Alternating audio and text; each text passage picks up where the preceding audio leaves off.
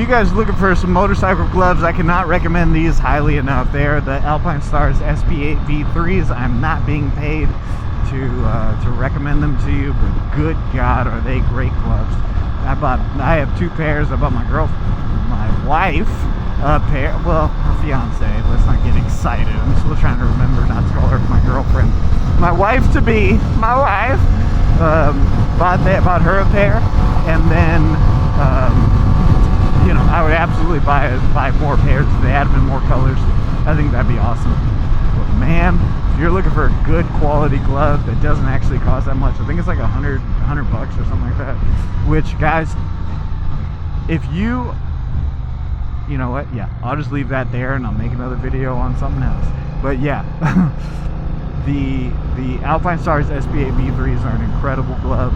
The gauntlet style is great. Yes, it's more glove, which means it's going to be warm. But you know what? Who gives a shit?